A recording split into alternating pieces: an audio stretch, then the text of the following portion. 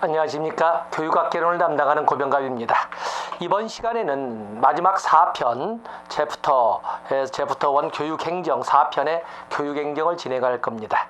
자, 첫 번째 교육행정의 본질에서 교육행정을 학자들마다 다양하게 정의를 하고 있는데, 그중에 대표적으로 우리가 사용하는 것으로선 법규 해석적 입장과 조건 정비적 입장, 또 경영설이라고 하는 사회과학적 입장을 믹서해서 일반적인 행정으로 이렇게 정의를 하고 있습니다.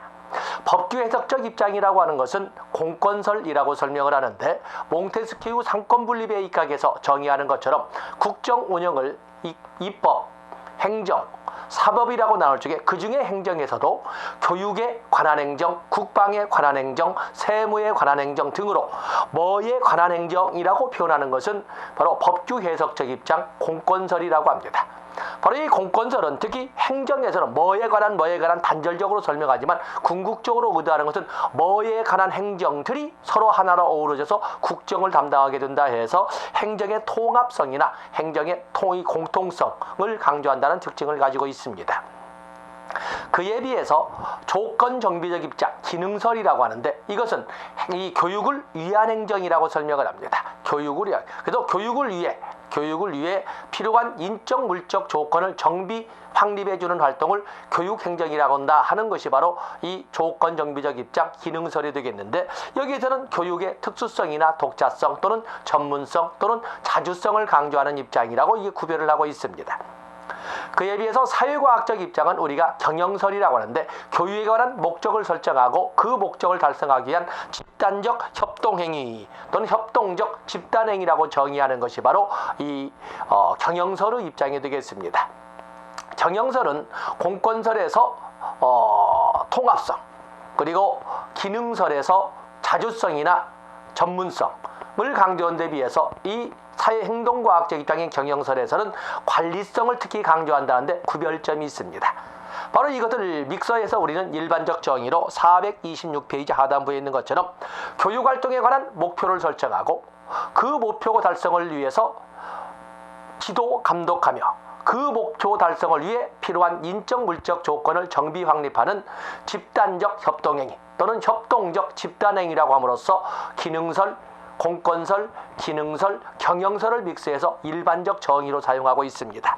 바로 그에 대한 내용을 요약해서 도표로 올려놨습니다. 그래서 여러분들 배경 지식으로 위에 보시면서 아래 일반적 정의 4줄로 되어 있죠. 목표를 설정하고 그 목표 달성을 위하여 지도 감독하며 공권설이죠. 그 목표 달성에 필요한 인적 물적 조건을 정비 확립하는 기능설이죠. 집단적 협동행위 공권설입니다. 이렇게 4개의 규절로 줄을 그어서 살펴보시면 앞에 있는 내용을 저희 쉽게 접근할 수가 있습니다.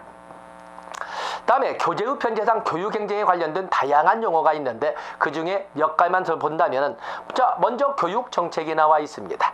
교육정책이라고 하는 것은 교육활동에 관한 기본 방침이다. 이건 뭐 우리가 알 수가 있는 거죠. 보시고, 그에 비해서 중요 표시할 것은 교육제도가 되겠습니다. 교육제도, 우리가 시스템이라고 하는 이 제도라고 하는 것은 법령의 범위 안에서 비교적 영속적 형태로 조직화되고 체계화된 것을 이 교육제도라고 합니다. 법령의 범위 안에서 비교적 영속적 형태로, 우리나라 국정운영에서 시도 때도 없이 바뀐다고 해서 일관성이 없다고 비난받는 것이 특히 교육제도가 되겠는데, 그래도 10수년씩은 가거든요. 그래서 법령의 범위 안에서 비교적 영속적 형태로 조직화된 것을 바로 교육제도라고 설명을 하고 있습니다. 그 외에도 뭐 교육 경영과 학교 경영, 또 학교 행정과 학교 관리 있는데 출제 비중은 낮습니다만 한 번쯤은 여러분들이 접근해서 읽어주시면 되겠습니다. 다음에 별표하실 것이 있습니다. 바로 여기 보시면은 교육행정의 기본 원리가 나와 있습니다. 교육행정의 기본 원리가 나와 있는데, 교육행정의 기본 원리에서는 법제적 측면의 기본 원리와 운영적 측면의 기본 원리가 있습니다. 여러분들이 출제를 대비하는 것은 법제적 측면의 기본 원리에서 교육행정의 기본 원리. 자, 그래서 교육행정의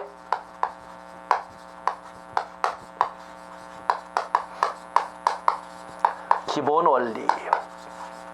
그래서 법제적 측면과 운영적 측면이 있는데, 여기에서는 법제적 측면을 가지고 보겠습니다.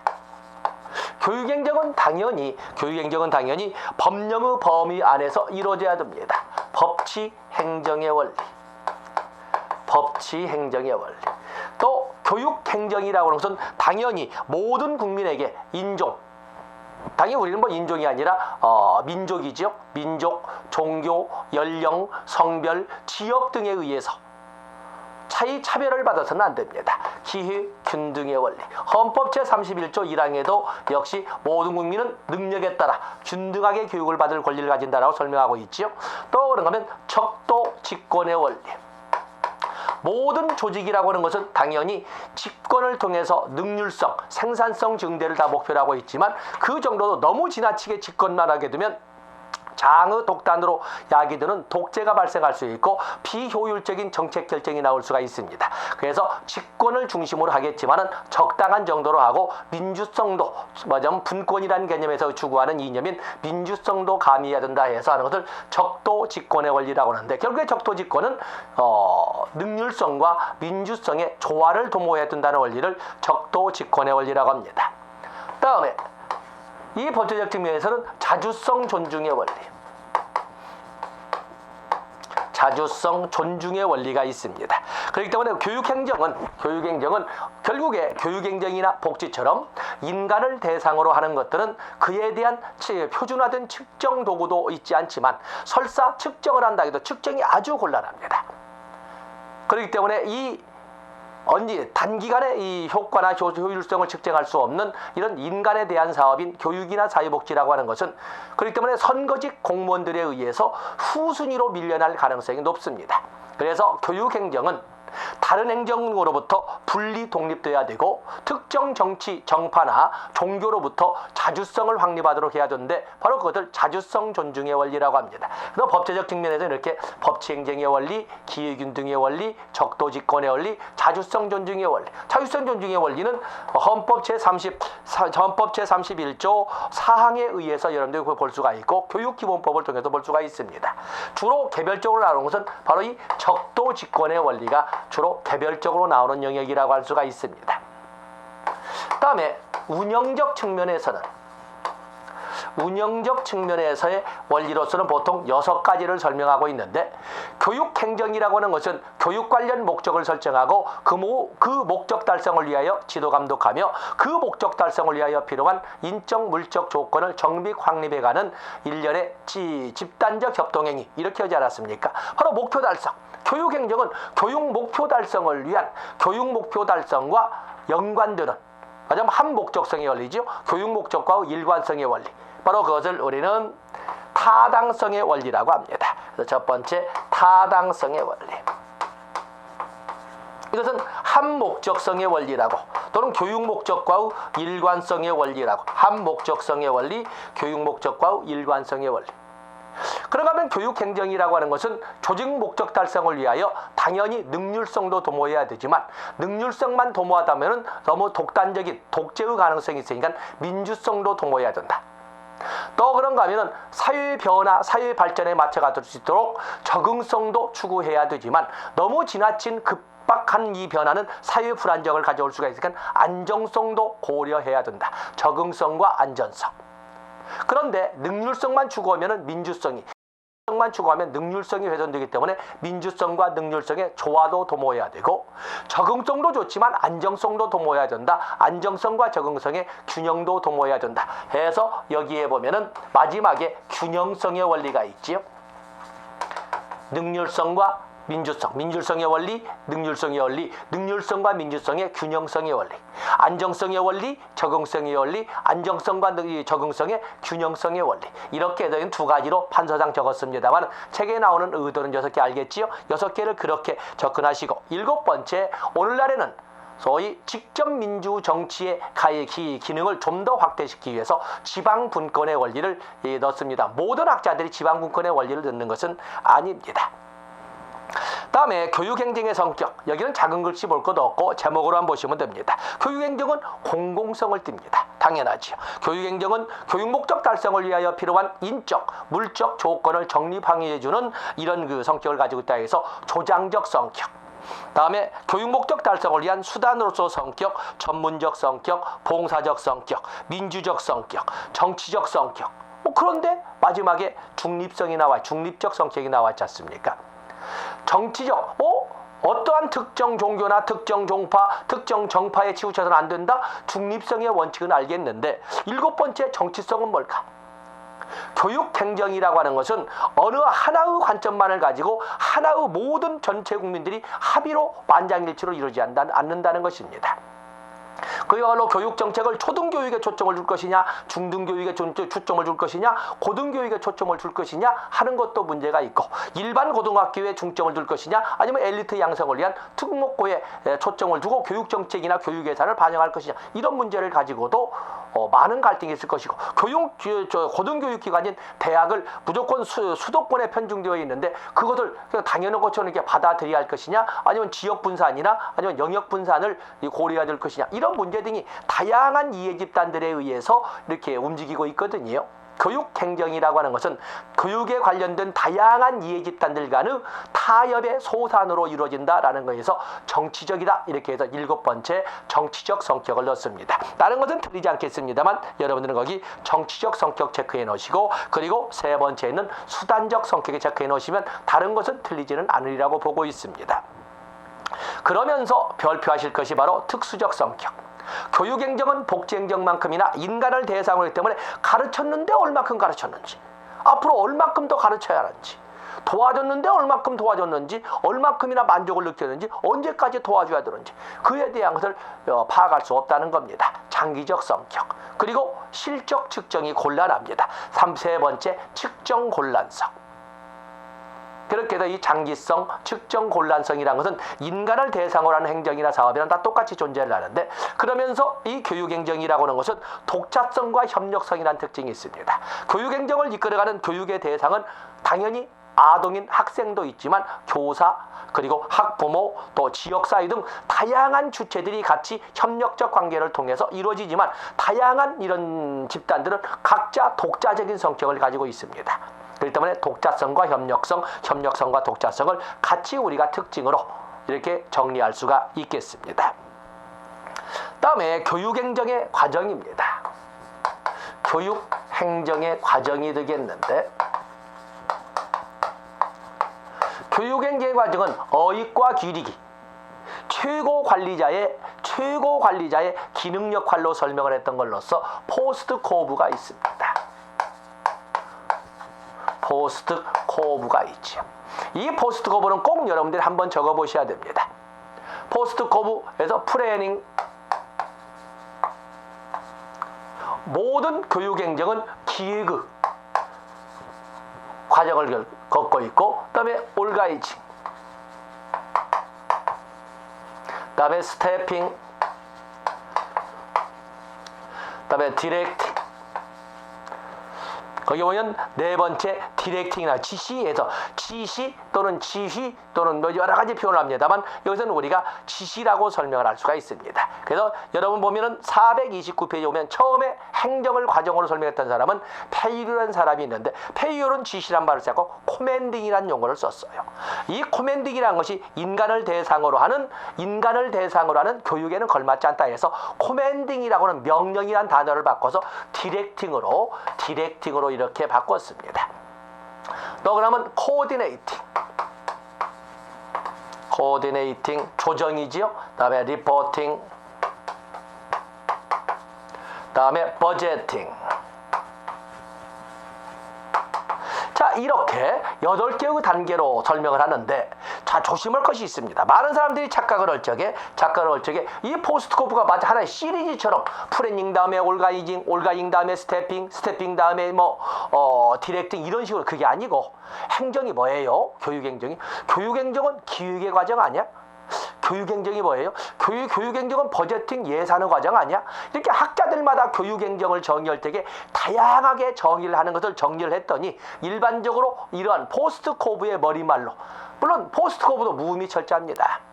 다양한 단어를 머리말로 만들어 봤는데 그 중에 가장 부드럽게 입에도 도는 것이 포스트 코브여서 이렇게 포스트 코브라는 것이지, 반드시 이것 다음에 이것 다음에 이렇게 넘어가는 시리즈의 과정은 아니라는 것을 여러분들 꼭 명심하셔야 됩니다. 그래서 포스트 코브 보시면서 단답으로서는 바로 3번에 있는 시어스의 연구 나와 있지요. 시어스의 연구.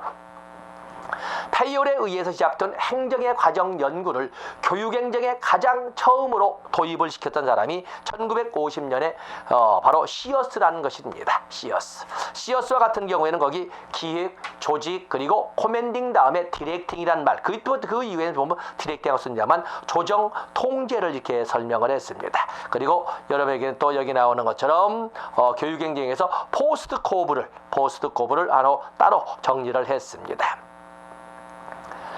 다음에 교육행정이론의 발달을 431쪽에서 보시면 교육행정이론이라고 해서 독자적인 이론이 있다기보다는 실질적으로 행정학이라고 하는 용어가 처음 등장한 것이 1880년대입니다.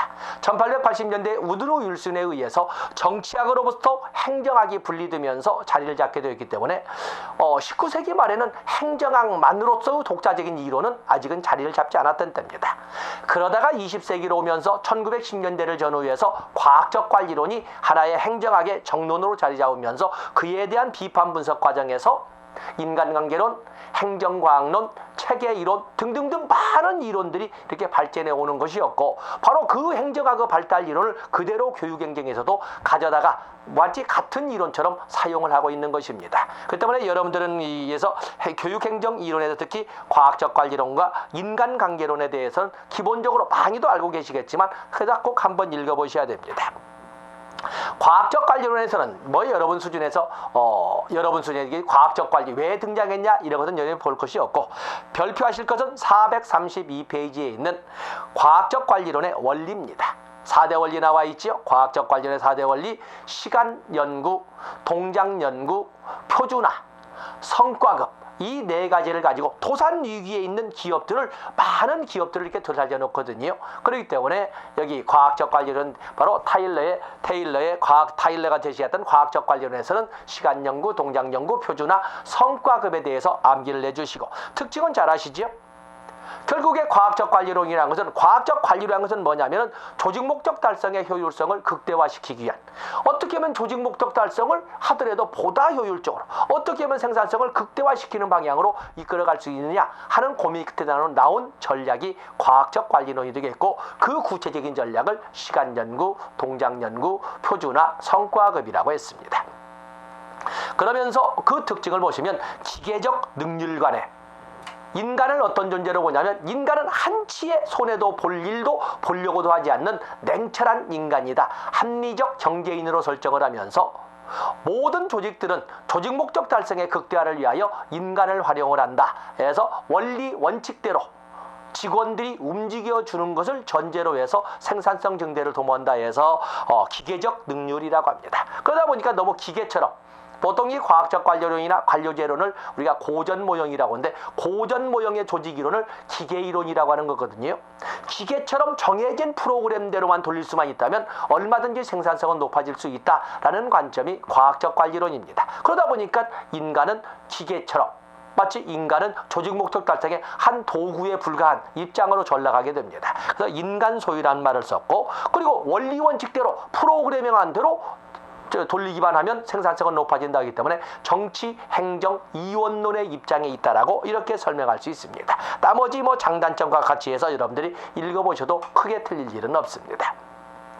바로 이러한 1910년대를 전후해서 자리를 잡은 타일러의 과학적 관리론을 1930년대에 엘턴 메이어와 로스리스 버거가 그걸 점검하는 과정에 새로운 이론이 등장을 합니다. 호손 공장에서 이 엘턴 메이어와 노시스 버거는 과학적 관리론을 한번 점검하게다 그걸 접목을 시켜봅니다. 시간 연구, 동작 연구, 표준화, 성과급을 통해서 호손 공장의 과학적 관리를 접목했더니 정말 타일러의 위대함이 증명됐어요. 진정 회사도 살아났고 생산성도 극대화됐어요. 그런데 예상외의 변수가 있습니다. 전혀 과학적 관리론을 접목시키지 않은 다른 집단에서도 문득 생산성이 팍팍 올라가는 이런 그 상황이 터졌거든요. 도대체 뭐가 원인일까? 보너스를 주는 성과급 제도가 있는 것도 아닌 것이고. 그래서 저 꼼꼼히 관찰을 했더니 어떠한 과학적 관리론적 기법, 4대 기법을 적용하지 않아도 그 구성원들 내부에 어떤 사기가 진작될 수 있는 계기가 된다든지, 영향력 있는 한 리더가 분위기만 빡 잡으면 생산성이 팍팍 올라가더라는 거죠.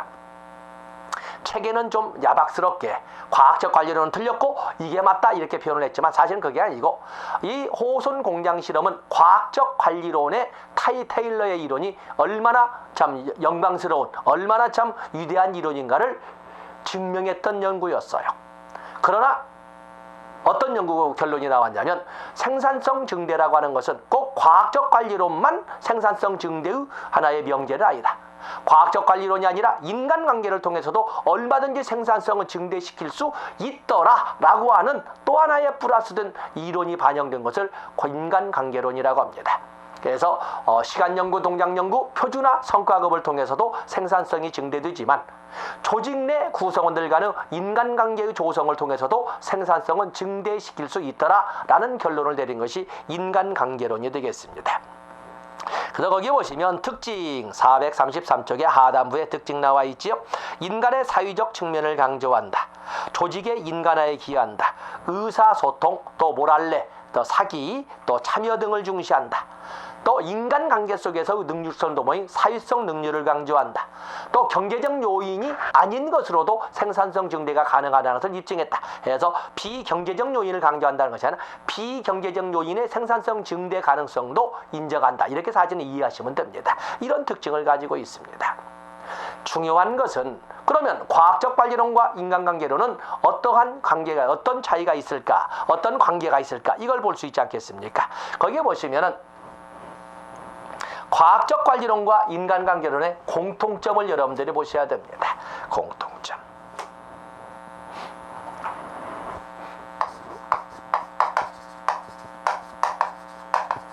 과학적 관리론과 인간관계론. 여기를 보시면 인간관계의 공통점은 양자 모두 개인의 목적과 개인의 목표와 조직 목표의 개인의 목표와 조직 목표의 양립을 개인의 목적도 조직의 목적도 같이 달성할 수 있다라고 본다는 점에도 공통점입니다. 과학적 관리론도 인간관계론도 조직의 목적은 어쨌든 간에 생산성 증대입니다. 그에 비해서 과학적 관리론은 성과급을 통해서 돈을 더 많이 벌어가는 것이고 인간관계론은 가족처럼 따뜻한 분위기에서 일을 하는 거예요. 두 이론은 모두 조직 목표와 개인 목표가 양립될 수 있다. 나란히 갈 수가 있다. 라고 주장을 하는 것이 첫 번째 공통점이고 과학적 관리론이나 인간관계론은 모두 폐쇄체계 이론입니다.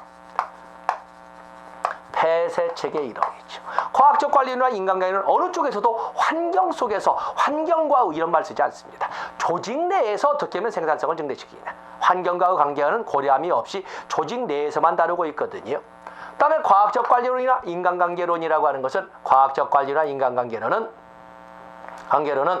모두 개인을 조직 구성원을 조직 목표 달성의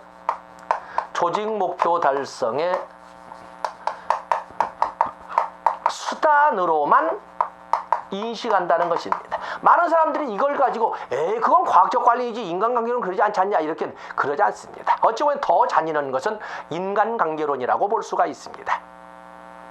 때문에 인간관계론과 같은 과학적 관리는 원리 원칙이라도 적어놓고 거기를 지키면 못 지키면 이렇게 해서 성과급을 반영하면 된다 하지만 인간관계는 오직 장의 관점에 의해서 평점이 내리게 되는 거거든요. 그렇기 때문에 이 개인을 조직 목표 달성의 수단으로만 본다는 것은 양자 똑같습니다. 그리고 이 과학적 관리나 인간관계는 모두 유죄적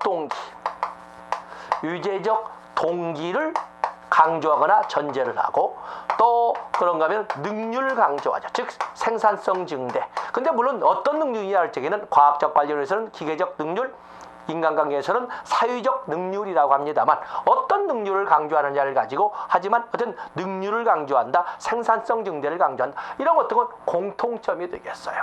공통점. 그래서 양자 모두 이런 공통점을 가지고 있으면서 차이점으로서는 이렇다 해서 차이점은 여러분들이 많이 봤기 때문에 박스를 가지고 해서 도표로 만들어 놨습니다. 그래서 박스를 가지고 여러분들이 참조를 하시면 됩니다. 다음에 434페이지 그 밑에 보시면 1960년대에 등장했던 사회과정이론이 있습니다. 사회과정이론은 많은 사회과정이론이 있습니다만 역시 게첼스와 구바에 의해서 나와 있는 이론, 인간은 사회적 존재로서 어떻게 사회적 행동을 보여주는가를 하나의 함수관계로 설명을 했습니다. 인간은 개체적 존재로서, 생물학적 개체적 존재로서 저마다의 인성과 인성 욕구가 있고, 또 그런가 하면 사회나 조직의 한 구성원으로서 제도 속에 맡은 바 역할을 가지고 있습니다.